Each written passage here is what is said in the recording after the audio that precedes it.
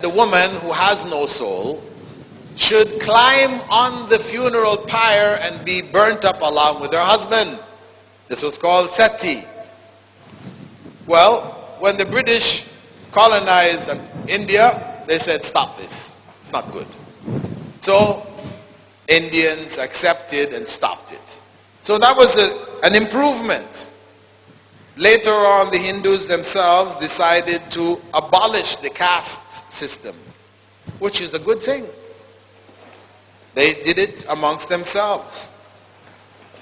However, some of the modernist trends, like what happened to Christianity, are evil. For example, starting with the West, the practice of decriminalizing adultery and fornication, this is an evil turn. This is a new approach. It is modernist and it is evil because it creates forces which would destroy the families, break up homes, and cause the root of the society to crumble. And once you decriminalize adultery and fornication, and how did they do it? They did it following the same principle that we mentioned earlier, using their scientific knowledge and technology and their practical experimentation.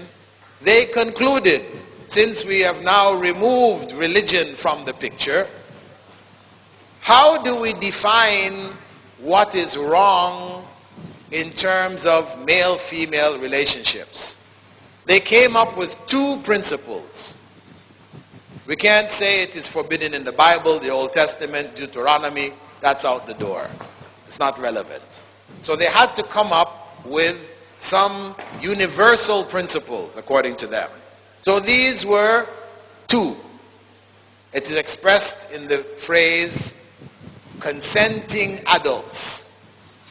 They said, whatever takes place between consenting adults should not be interfered with by government.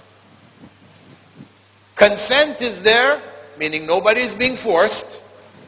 They are adults, meaning adults are not abusing children. Two adults with consent, it is their business what takes place amongst them. Government has no right. So on the basis of this, they decriminalized adultery and fornication, and they decriminalized homosexuality because it's consenting adults. Furthermore, in Sweden and much of Europe, incest was decriminalized. In Sweden, it is perfectly legitimate and okay for a man to have sexual relations with his mother, his sister, or his daughter. And that is modernism for you. That's where it's taking society. Is that an improvement? Of course not. That is a great evil, destructive to the fabric of the society.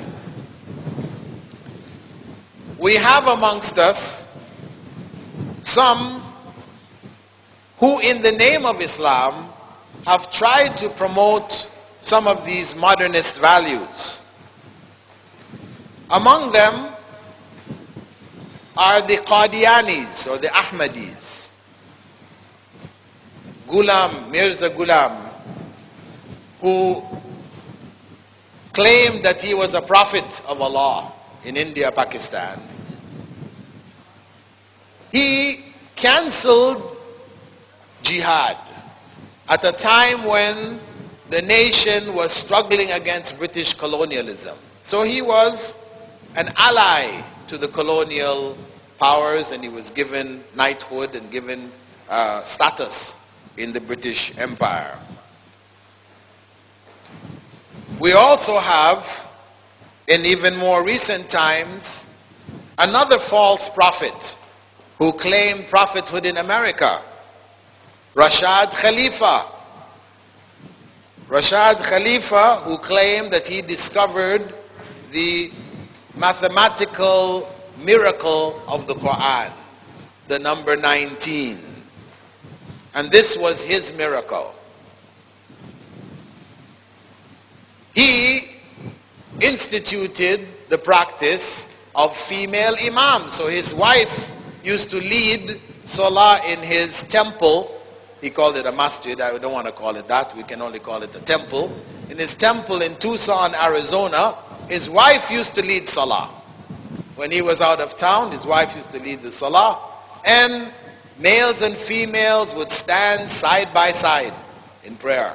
Not women in the back, because that is backwards. We need to be more progressive. So women would stand side by side with the men. And hijab, forget it, not needed. That was ancient. We're in modern times. It's enough for a woman to wear what is considered moderate. Of course, moderate and modest in American context is a miniskirt. So he promoted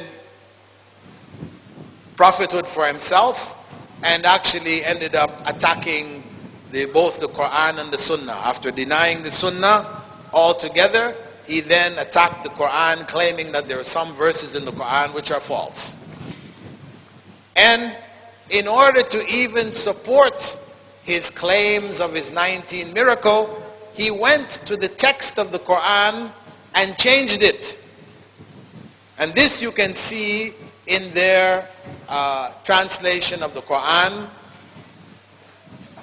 The translation by Rashad Khalifa.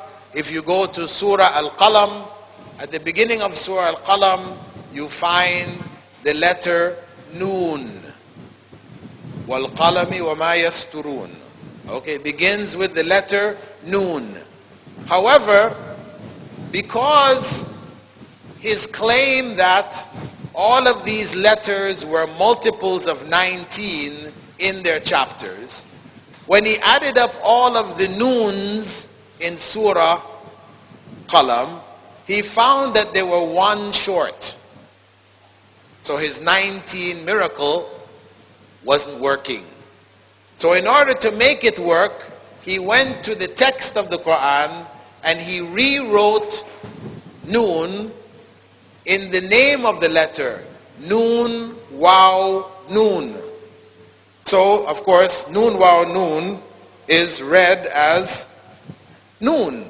But that's not what the text of the Quran had. It had just the letter Noon. And he claimed that this was the way it was in the ancient manuscripts and that the Muslim world, they changed it to just Noon. So he was taking it back to what it was. Of course, this is a big lie. You cannot find any manuscript in which Noon is written out as Noon, Waw, Noon. This was a change he made in the text of the Quran, which proves clearly that he is a false prophet. And one of his claims was that he would die a natural death. He had received certain death threats, and he said, the proof that I am a prophet of Allah is that I would die a natural death. No one will be able to kill me. Shortly thereafter, he was assassinated, stabbed to death in his temple, 1991, and that was the end of Rashad Khalifa. However, some of his followers, some of them left realizing that in fact he was a false prophet,